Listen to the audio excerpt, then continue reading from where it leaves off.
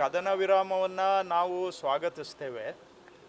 ಆದರೆ ನನಗೆ ಒಂದು ಪ್ರಶ್ನೆ ಅನೇಕರು ನಿನ್ನೆ ಎಲ್ಲ ತಲೆ ಎತ್ತಿದ್ದಾರೆ, ಪ್ರಶ್ನೆ ತಲೆ ಎತ್ತಿದೆ. ಏನು ಅಂದರೆ, ಈಗ ನಾವು ಯುದ್ಧ ಆರಂಭ ಮಾಡೋದಕ್ಕೆ ಮೊದಲು ಎಲ್ಲ ವಿಷಯವನ್ನು ಅವಲೋಕನ ಮಾಡಿ ಯುದ್ಧ ಆರಂಭ ಮಾಡಬೇಕು. ಆರಂಭ ಮಾಡಿದ ಮೇಲೆ ಅವರಿಗೆ ಪಾಠ ಕಲಿಸಲೇಬೇಕು ಅನ್ನೋದು ನಮ್ಮ ಗುರಿಯಾಗಿತ್ತು. ಆದರೆ ಈಗ ಅವ್ರಿಗೆ ನಿಜವಾಗಿ ನಾವು ಪಾಠ ಕಲಿಸಿದ್ದೀವಿಯಾ ಅನ್ನೋ ಒಂದು ಪ್ರಶ್ನೆ ನನ್ನ ಮನಸ್ಸಿನಲ್ಲಂತೂ ಬರ್ತಾ ಇದೆ. ಯಾಕಂದರೆ ಅವ್ರು ಹೇಳೋದು ನೋಡಿದರೆ ನಾವು ಭಾರತಕ್ಕೆ ಸರಿಯಾಗಿ ಪಾಠ ಕಲಿಸಿದ್ದೀವಿ ಅಂತ ಅವ್ರು ಹೇಳ್ಕೊಳ್ತಾರೆ, ನಾವು ನಮ್ಮದು ಹೇಳ್ಕೊಳ್ತೇವೆ. ಅವರಿಗೆ ಇನ್ನೊಂದು ಬಾರಿ ಭಾರತದ ಆಂತರಿಕ ವಿಷಯದಲ್ಲಿ ಬೆರಳು ತೋರಿಸುವ ದುಸ್ಸಾಹಸ ಮಾಡದಂತಹ ಪಾಠವನ್ನು ಅವರಿಗೆ ಕಲಿಸ್ಬೇಕಾಗಿತ್ತು. ನೀವು ಹಾಗಂದರೆ ಏನು ಅಂತ ಕೇಳ್ಬೋದು. ಒಂದು ಉದಾಹರಣೆ ಇದೆ ಈ ದೇಶದ ಇತಿಹಾಸದಲ್ಲಿ. 71ನೇ ಇಸ್ವಿಯಲ್ಲಿ ಇಂದಿರಾ ಗಾಂಧಿಯವರು ಪ್ರಧಾನಮಂತ್ರಿ ಇದ್ದಾಗ ಇದೇ ರೀತಿ ಪಾಕಿಸ್ತಾನದವರು ನಿರಂತರವಾಗಿ ನಮಗೆ ತೊಂದರೆ ಕೊಡುವಂಥ ಸಂದರ್ಭದಲ್ಲಿ ಇಂದಿರಾ ಗಾಂಧಿಯವರು ಪಾಕಿಸ್ತಾನದ ಮೇಲೆ ಯುದ್ಧ ಮಾಡಿದ್ದಷ್ಟೇ ಅಲ್ಲ, ಪಾಕಿಸ್ತಾನವನ್ನು 2 ಭಾಗವಾಗಿ ವಿಭಜನೆ ಮಾಡಿ 71,000 ಜನ ಪಾಕಿಸ್ತಾನ ಸೋಲ್ಜರ್ಸು ಸರೆಂಡರ್ ಮಾಡಿ ನಾವು ಸೋತಿದ್ದೇವೆ ಅಂತ ಒಪ್ಪಿಕೊಂಡು ಆ ಮಟ್ಟಕ್ಕೆ ಇಂದಿರಾ ಗಾಂಧಿಯವರು ಯುದ್ಧ ಮಾಡಿದರು.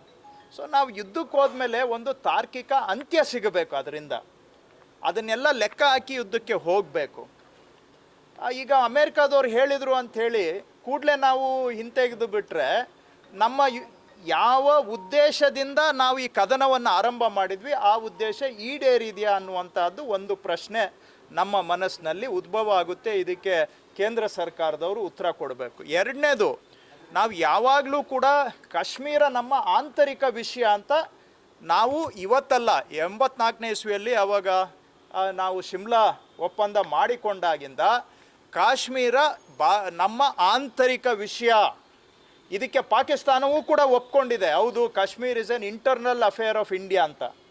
ಆದರೆ ಇವತ್ತು ಅಮೇರಿಕ ಮಧ್ಯವಸ್ಥಿಕೆ ವಹಿಸುವಂಥದ್ದು ಕಾಶ್ಮೀರ ವಿಷಯದಲ್ಲಿ ಅವರು ನಾವು ಮಧ್ಯವಸ್ಥಿಕೆ ವಹಿಸ್ತೀವಿ ಅಂತ ಹೇಳಿದ ಮೇಲೆ ಹಾಗಾದರೆ ನಾವು ಇಷ್ಟು ದಿನ ನಾವು ತೆಗೆದುಕೊಂಡಿದ್ದಂಥ ನಿಲುವು ಏನಾಯಿತು ಅಲ್ಲಿಗೆ? ಈಗ ಕಾಶ್ಮೀರ ಭಾರತದ ಆಂತರಿಕ ವಿಷಯನಾ ಅಥವಾ ಅಂತಾರಾಷ್ಟ್ರೀಯ ವಿಷಯನಾ? ಈಗ ನಾವೇ ಎಲ್ಲೋ ಒಂದು ಕಡೆ ಇದನ್ನು ಅಂತಾರಾಷ್ಟ್ರೀಕರಣ ಮಾಡ್ತಾ ಇದ್ದೇವೆಯಾ, ಇಂಟರ್ನ್ಯಾಷನಲೈಸ್ ಮಾಡ್ತಾ ಇದ್ದೇವೆಯಾ?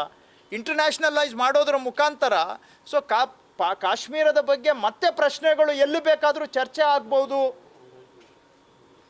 ಯಾರು ಬೇಕಾದರೂ ಮಾತಾಡ್ಬೋದು, ಅವರೆಲ್ಲ ನಮಗೆ ಉಪದೇಶ ಕೊಡ್ಬೋದು ಅನ್ನುವಂಥದ್ದು. ಆದರೆ ಇದರಿಂದ ನಮಗೆ ನಷ್ಟನೇ ಅಂತ ನನಗನ್ಸುತ್ತೆ.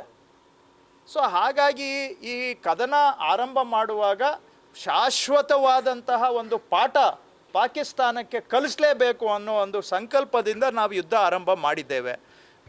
ಈಗ ಕದನ ವಿರಾಮ ಮಾಡುವಾಗ ಆ ಗುರಿ ಈಡೇರಿದೆಯಾ ಅನ್ನುವಂಥ ಪ್ರಶ್ನೆಗೆ ಕೇಂದ್ರ ಸರ್ಕಾರ ಉತ್ತರ ಕೊಡಬೇಕು ಅಂತ ನನಗನ್ಸುತ್ತೆ.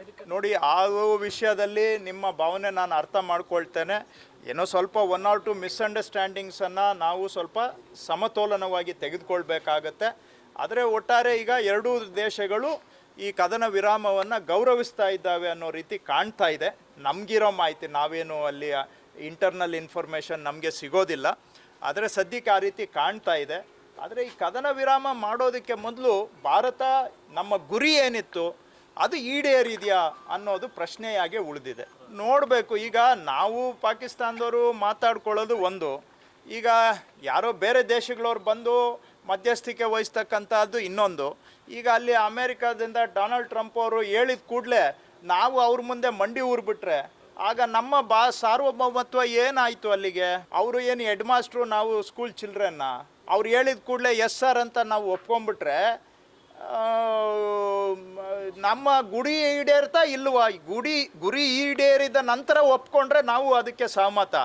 ಗುರಿ ಈಡೇರಿದೆಯಾ? ಪಾಕಿಸ್ತಾನಕ್ಕೆ ಶಾಶ್ವತ ಒಂದು ಪಾಠವನ್ನು ಕಲಿಸಿದ್ದೇವೆಯಾ? ಇನ್ನೊಂದು ಬಾರಿ ಮತ್ತೆ ಅವರು ನಮ್ಮ ದೇಶದಲ್ಲಿ ಕೈ ಹಾಕದ ರೀತಿಯಲ್ಲಿ ಅವರಿಗೆ ಬುದ್ಧಿ ಕಲಿಸಿದ್ದೇವೆಯಾ? ಇದು ಬಹಳ ಮುಖ್ಯ. ಸೊ ಇದು ಆಗಲಿಲ್ಲ, ಅವ್ರು ಯಾರೋ ಅಮೇರಿಕಾ ದೊಡ್ಡಣ್ಣ ಹೇಳಿದ್ರು ಅಂತ ಹೇಳ್ಬಿಟ್ಟು ಹುಜೂರ್ ಅಂತ ಅಂದ್ಬಿಟ್ರೆ ಈಗ ಅವ್ರು ಬೇರೆ ನಾನು ಕಾಶ್ಮೀರ ಮೀಡಿಯೇಷನ್ ಮಾಡ್ತೀನಿ ಅಂತ ಹೇಳ್ತಾವ್ರೆ. ಹಂಗಾದ್ರೆ ಕಾಶ್ಮೀರ ಇಂಟರ್ನ್ಯಾಷನಲ್ ಇಶ್ಯೂ ಆಗಿಬಿಟ್ರೆ ನಾವು ತೀರ್ಮಾನ ಮಾಡಿದ್ದೀವಿ ಕಾಶ್ಮೀರ ನಮ್ಮ ಆಂತರಿಕ ವಿಷಯ, ನಿಮ್ಗೆ ಯಾರಿಗೂ ಸಂಬಂಧ ಇಲ್ಲ ಅದು ಅಂತೇಳಿ. ಈಗ ನಾವೇ ಇಂಟರ್ನ್ಯಾಷನಲ್ ಬಾಡಿಯಲ್ಲಿ ಡಿಸ್ಕಷನ್ ಮಾಡೋಂಗೆ ಆಗ್ಬಿಟ್ರೆ ಭಾರತ ಸಾರ್ವಭೌಮತ್ವದ ಮೇಲೇ ಒಂದು ಪ್ರಶ್ನೆ ಎದ್ದೇಳುತ್ತಲ್ಲ. ಇವೆಲ್ಲ ಇವತ್ತು ಪ್ರಶ್ನೆಗಳಿಗೆ ಕೇಂದ್ರ ಸರ್ಕಾರ ಸ್ಪಷ್ಟವಾಗಿ ಉತ್ತರ ಕೊಡಬೇಕು ಅಂತ ನಾನು ಆಗ್ರಹ ಮಾಡ್ತೇನೆ.